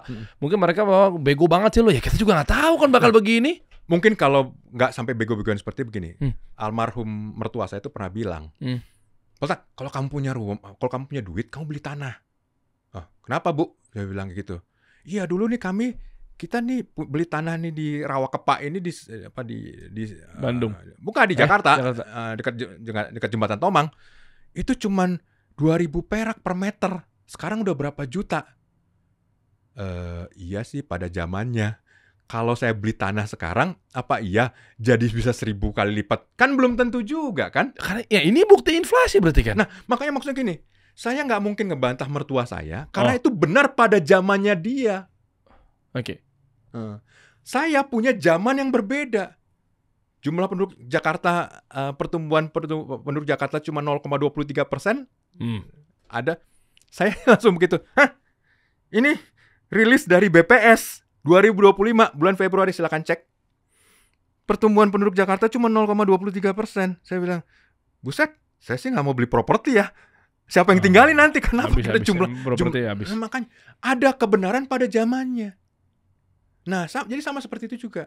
Jadi, dulu beli Bitcoinnya tuh murah. Ya pada zamannya ketika tadi biaya produksinya berapa, kemudian tingkat kesulitan hashnya juga masih rendah banget. Dulu orang pakai laptop aja bisa mining. Sekarang mau pakai superkomputer aja. Bahkan di Medan kan ada berita viral kan, di Medan digerebek. Ternyata pakai listrik curian, PLN di seberang. Ya. Nah, kacau di nyawa rumah itu kan. Nah, karena ongkosnya juga beda, ongkos produksi dulu sama sekarang, dan itu tergantung pada hashnya. Kemampuan hash, calculating hash. Jadi, balik lagi, masing-masing instrumen itu ada masanya. Ada orang yang terlibat di situ, ada orang yang bisa mengklaim bahwa saya untung pada zaman itu. Tapi apakah itu valid pada zaman dan periode berikutnya? Belum tentu. Nah, jadi itu yang juga mungkin bagi saya penting ya, karena di balik semua investasi pakai uang kita, investasi pada pengetahuan, pemahaman itu jauh lebih penting ya. Jauh lebih penting. Ya makanya berarti para edukator coba pilah-pilah aja literasi biar kadang kan dengan segala hormat ya, yang narasinya dimunculin adalah hanya flexingnya, ya kan. Makanya akhirnya banyak orang tuh all in misalnya gitu kan. Akhirnya mana sekarang banyak, saya kemarin baca data, Anda mungkin lebih paham juga, lebih tahu. Saya lupa ya pengguna, ini oknum lah ya, di kripto ini sekian juta, tapi ternyata mayoritasnya yang boncos karena minim literasi, nggak tahu pola tentang edukasi. Banyak ikut-ikutan. Jadi contoh satu ya, FOMO. Satu, tapi yang juga satu hal pentingnya peningkatan literasi. Kalau ditanya di Amerika siapa yang paling banyak menggunakan kripto, ternyata adalah kaum kulit hitam. Karena ada sejarah panjang. Ini menarik nih. Sejarah panjangnya. Jadi ada periode di Amerika ketika bank itu nggak mau terima depositonya, simpanan uangnya kulit hitam. Jadi orang kulit hitam itu rasis. Iya. Oke. Itu cukup panjang lama. US nggak heran sih. Ya, dari tahun 60-an juga masih seperti begitu dari perang sipil. Jadi itu yang membuat di kaum kulit hitam ini ada low trust terhadap sistem keuangan. Ownership atau pemilikan saham di antara berbagai kelompok etis di Amerika, yang paling rendah itu justru di kulit hitam. Yang paling tinggi orang Asia. Ya mungkin tadi ya, ada yang sukses yang bikin Nvidia, bikin segala macam. Mereka kan cenderung techie kan gitu. Jadi memang ini ada kaum yang termarginalisasi dari sektor keuangan. Nah, itu sifatnya historis. Ngedobrak itu susahnya minta ampun. Karena udah berangkat dari ketidakpercayaan. Nah, ini yang berusaha untuk ditingkatkan. Itu makanya kenapa ini juga penting buat kita juga. Ada nggak ya di tempat kita, di negara kita ini, kaum yang sebenarnya secara akses terhadap keuangan termarginalisasi. Kalau mereka termarginalisasi, mereka nggak pernah jadi diinklusifkan, dilibatkan dalam keuangan, mereka belajarnya dari kiri kanan, dari dengar kata orang. Bayangkan betapa banyak kita berutang bagi mereka yang seharusnya bisa hidup lebih baik karena akses terhadap modal lebih baik, bisa membiayai bisnis mereka dengan lebih efisien, bisa dapat pemasaran lebih bagus. Tapi apakah itu valid? Saya juga nggak tahu karena Sailor kulit putih, James Wynn kulit putih, CZ kulit putih. Ya, enggak, ini kan hanya contoh ya, contoh karena mereka yang all in ini kan pada kulit putih. Iya, tapi kan balik lagi, ya kan. Ya mungkin nggak akan habis-habis. Tapi kalau untuk suatu pembagian secara masyarakat yang bicara soal jutaan orang, nyata ada pembagian, ada distribusi seperti itu. Itu yang bagi banyak pihak itu menjadi disayangkan. Kok misalnya pemahaman mengenai investasinya kok rendah sekali? Ya gimana nggak rendah? Dari awal dari kakek nenek mereka udah diajarkan jangan percaya. Kenapa dulu? Oh, saya ngerti. Jadi ada traumatik yang terus berlanjut. Akhirnya mereka ngeliat, oh mungkin Bitcoin ini atau kripto ini savior bagi kita. Ini yang juga terjadi ya pada banyak generasi muda. Karena kan generasi muda itu kan selalu diejekin ya. Kalian nggak akan pernah punya rumah. Ya gimana? Udah dihabisin semua sama boomer. Jadi makanya generasi-generasi yang muda-muda ini kan yang mereka beli jadinya experience kan. Oh iya, memang yang paling banyak datanya memang Gen Z ya. Iya, karena mereka untuk kripto ya. Karena mereka juga tadi mereka secara temporal, secara waktu itu juga nggak, ketika mereka dibanding-bandingkan itu mereka jadi iya ya, kalau saya nyisihin sekian ya gitu saya bisa punya rumah. Kayaknya nggak kebayang. Ya udah deh. Duit cepat. Ketimbang nggak ya, atau ada yang tadi ya duit cepat tapi ketika bergejolak juga jadi ketakutan juga. Tapi yang perempuan biasanya mereka nggak tertarik dengan kripto seperti tadi. Perhatiin. Itu laki-laki sama perempuan itu afinitas terhadap kriptonya ekstrim berbeda. Nah, kalau perempuan akhirnya lebih banyak mereka belinya experience. Makanya kenapa kalau kita perhatikan di sosial media masih level staff, nabung, kemudian apa? Pergi ke Malaysia, foto-foto di sana. Mereka bilang, gue boleh nggak punya rumah, tapi gue udah pernah lihat negara lain. Iya. Itu perlawanan terhadap orang-orang zaman dulu yang punya rumah tapi nggak pernah tahu lebih dari negaranya sendiri. Jadi masing-masing punya value. Nah itu yang perlu mungkin bersama-sama kita sadari ya. Bagaimana kita berinvestasi, tiap generasi itu punya preferensi, punya kesempatan. Ada yang mungkin jadi nggak kehilangan kesempatan itu karena kita nggak memberikan edukasi yang dengan benar. Nah, satu hal yang sebenarnya cukup bebas nilai adalah pemahaman untuk memulai berbisnis. Itu yang saya pikir perlu diajarkan. Makanya saya ngundang Anda di sini nih. Anda kan banyak sekali nih berurusan sama emiten apa segala macamnya. Ya, tapi maksudnya kembali lagi, di sini kan yang emiten dan lain itu kan semuanya juga mulai dengan bisnis. Emang Astra mulainya langsung tiba-tiba jadi gede? Enggak, dulunya juga usaha kecil juga. Semua yang ada, semua perusahaan yang sekarang yang jadi emiten di Bursa Efek Indonesia, dulu semuanya juga UMKM. Nggak ada yang tiba-tiba jadi gede. Tapi mereka mulai. Nah, Anda bisa suggest nggak sih mungkin di ujung obrolan ini terkait ya ekonom kepala riset IDX juga terkait Bursa Efek Indonesia. Nggak tahu ya ini bahasanya mungkin suggest atau ngendorse atau apapun itu dengan kondisi yang memang masih sama, yaitu benang merahnya adalah ketika Trump memberikan tarif atau perang dagang kepada Indonesia gitu ya. Nah artinya bagaimana langkah kita sekarang terhadap saham gitu? Apakah wait and see atau gimana gitu? Masing-masing akan punya pilihan sendiri-sendiri. Kalau Anda mau transaksi saham, belajar baca laporan keuangannya. Anda akan bisa memilih mana yang punya prospek bagus, mana yang produknya bagus, mana akan diminati, mana orangnya dikelola oleh orang yang memang kompeten. Tapi Anda nggak bisa sebutin ya Pak? Nggak bisa sebutin, karena itu masing-masing punya pilihan sendiri-sendiri gitu. Oke, top 10 nggak usah brand atau nggak usah kodenya emitennya apapun itu, tapi kayak industrinya boleh nggak sih? Oke, yang lagi sehat sekarang dengan kondisi ekonomi dan Trump agak ngeselin ini belakangan ini. Saya akan pakainya acuan yang biasa sering dilakukan jadi patokan oleh investor global, institusi. Mereka sangat suka dengan sektor keuangan di bursa di Indonesia. Kenapa? Karena return on assetnya terbesar di seluruh Asia Pasifik. Berarti banking? 4%. 4% ya?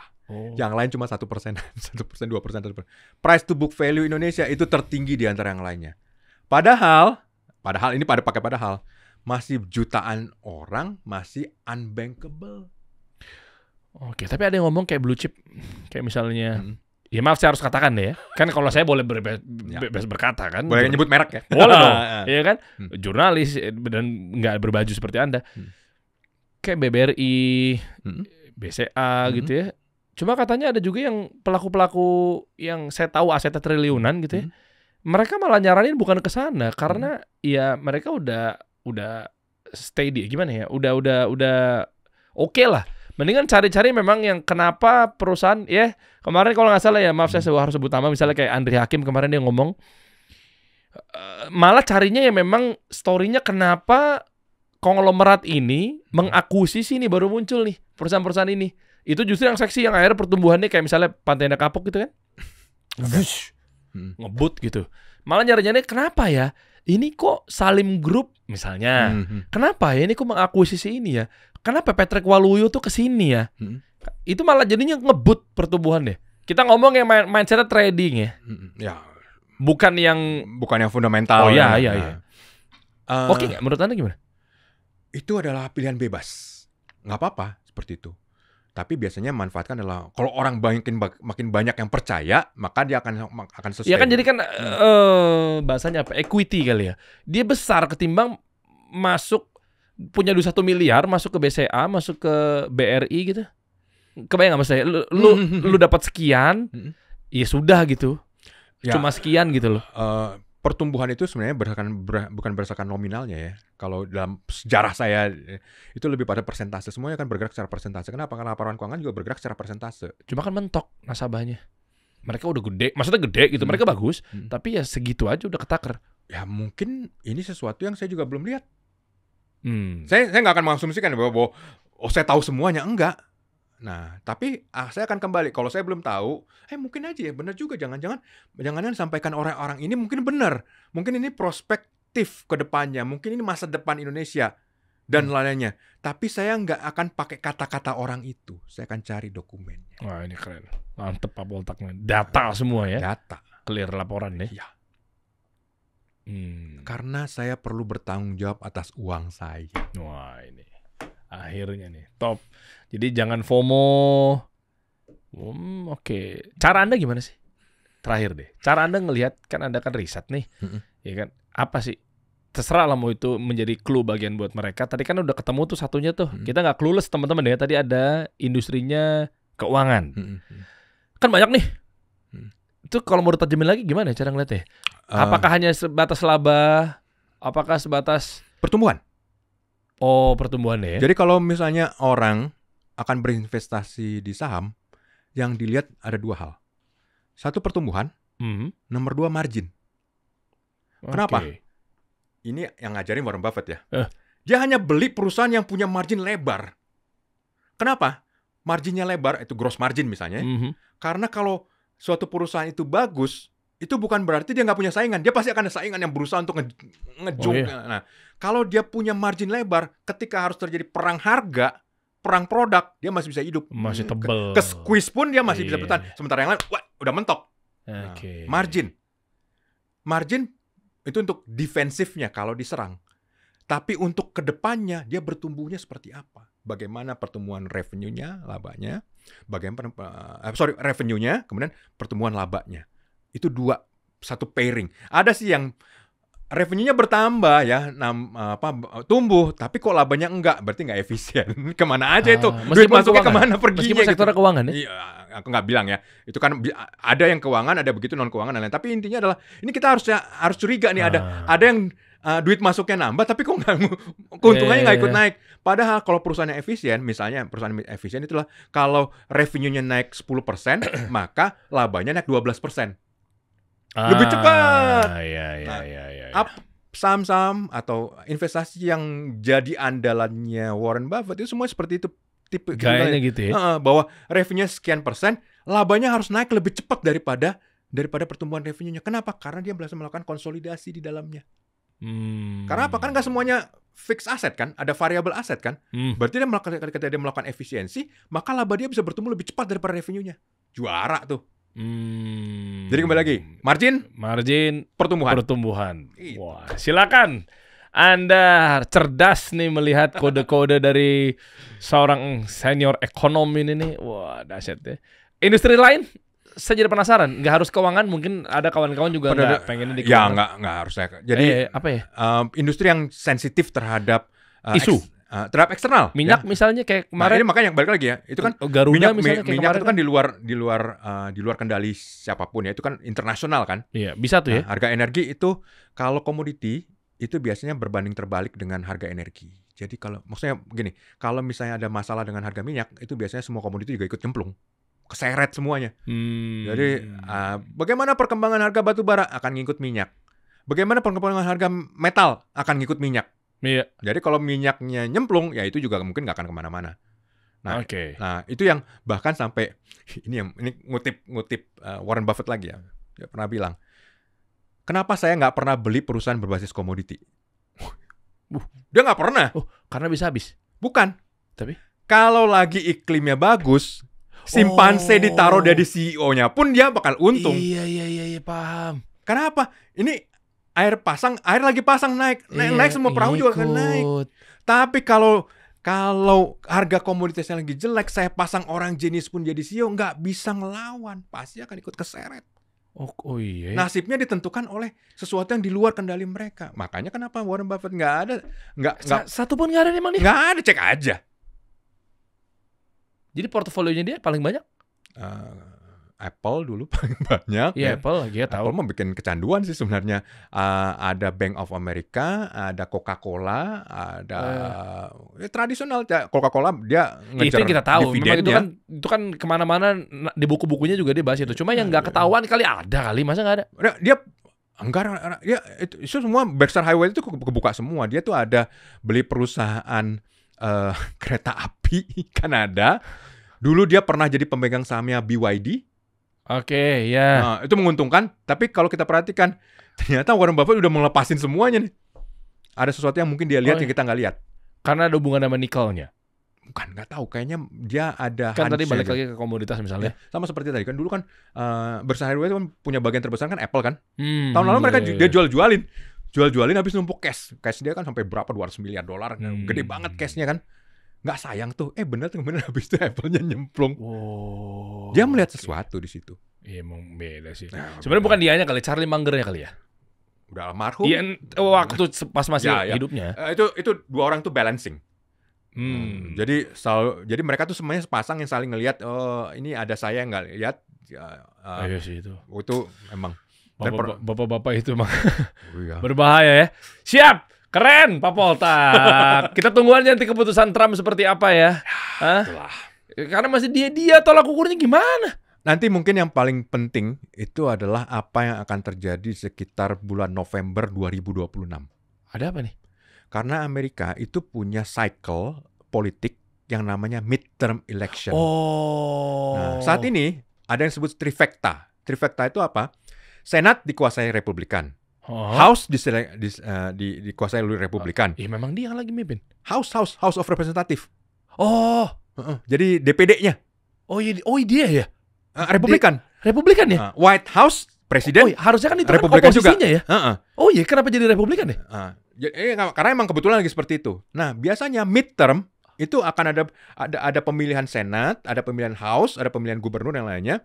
Yang biasanya secara tradisi suatu partai yang trifecta itu nggak bisa mempertahankan itu, pasti akan kehilangan. Mungkin jadi asalnya majority di Senat mungkin akan kehilangan, atau mungkin majority di House juga akan kehilangan, atau bisa dua-duanya. Nah, kalau udah seperti itu akan jadi orang bilang ya sitting duck presiden. Maksudnya presidennya bisa punya rencana apa-apa, tapi Senat bilang gua nggak setuju.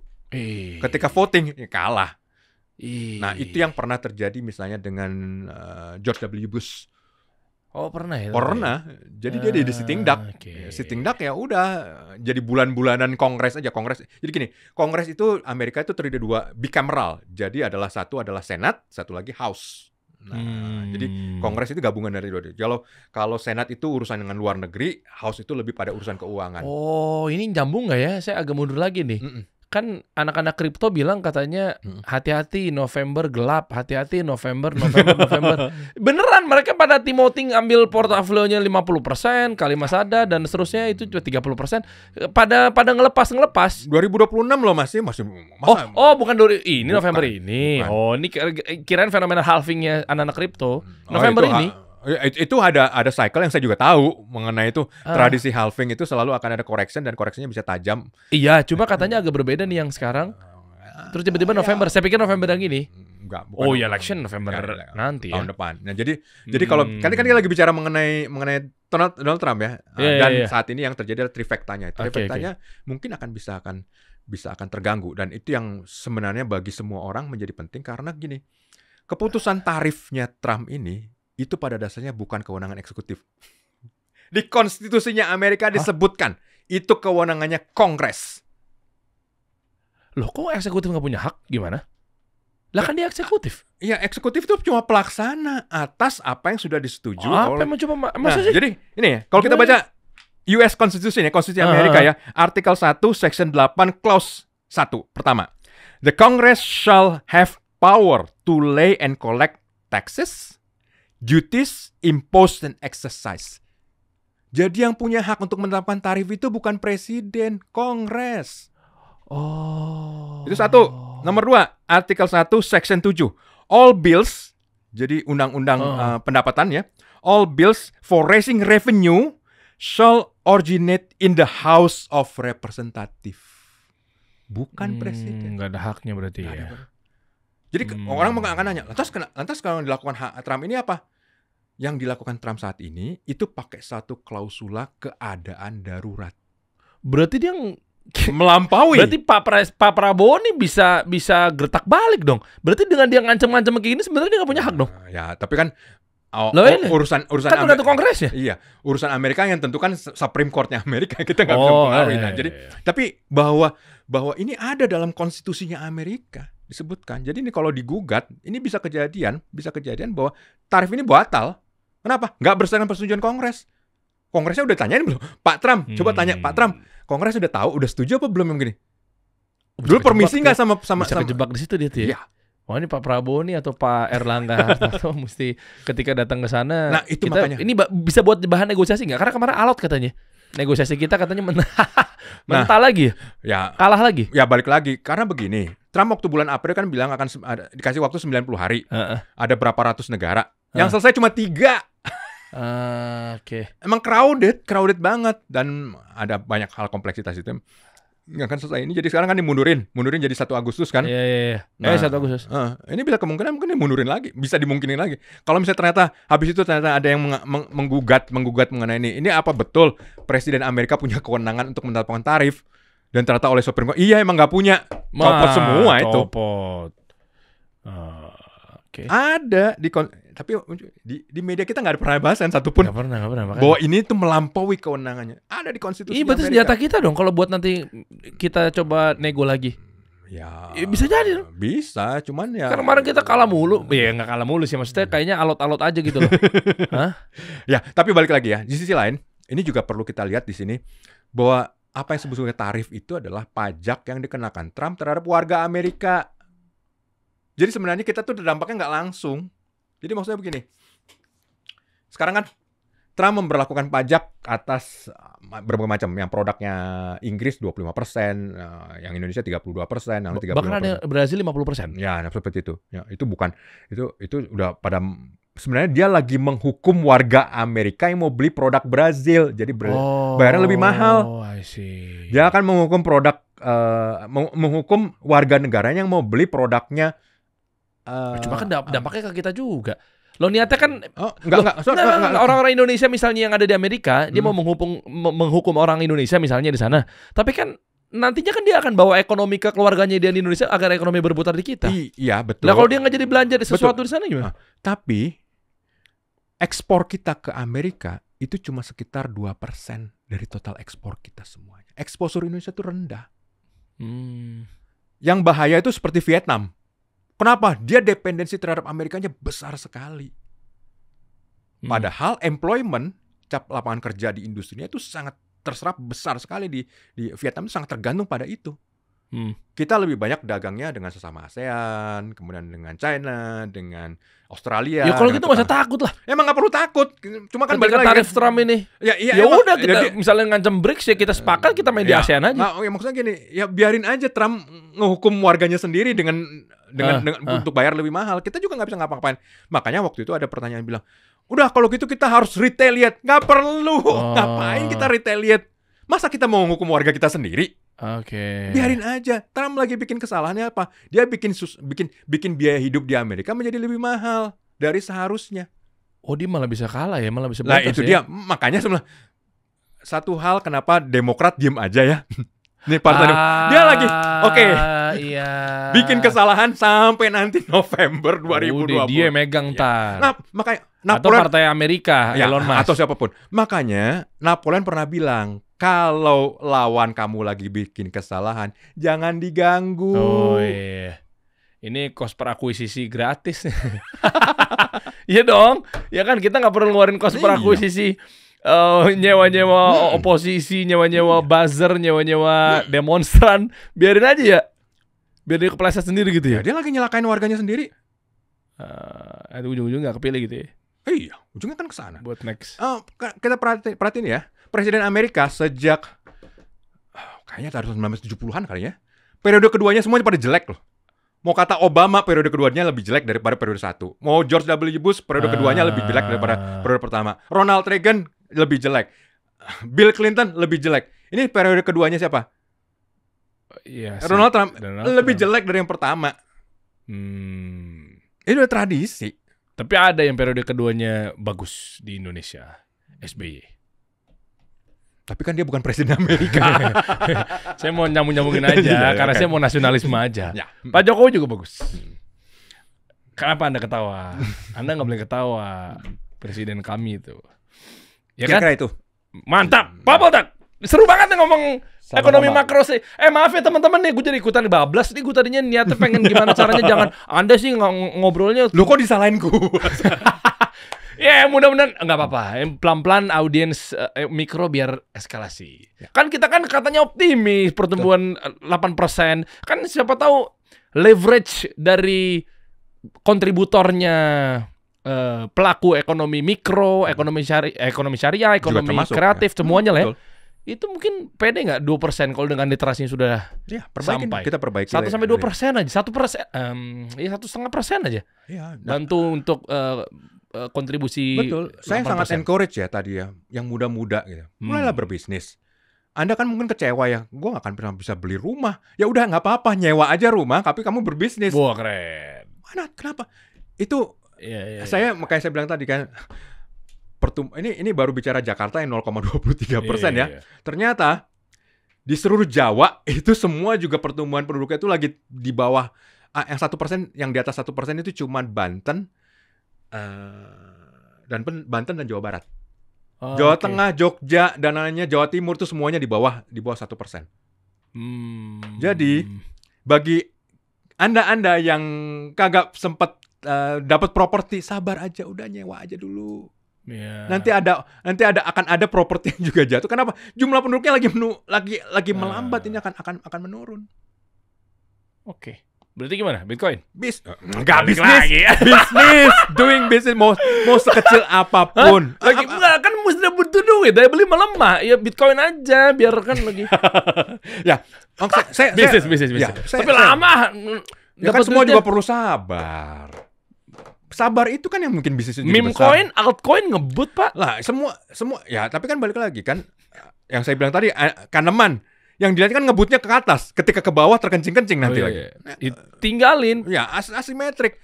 Nah, itu makanya kenapa saya katakan tadi, ketika bisnis itu mengikuti kemampuan kita, kita bisa rasional, tetap rasional, ya.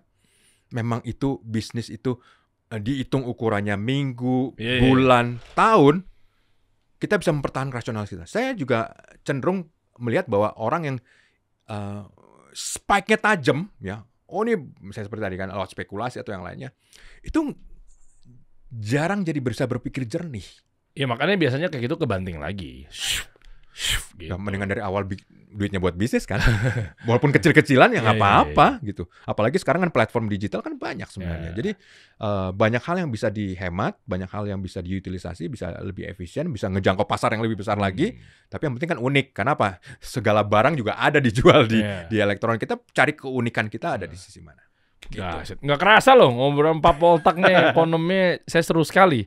Begitu nggak jam nih jujur ya. Ini pertama kalinya mau saya bukaan terkait jam ya. Ini true nih. Nih kita nggak ngomong bual ya. 20.30, 20.20, 20.25. Iya, sebentar lagi market Amerika buka. Nah itu.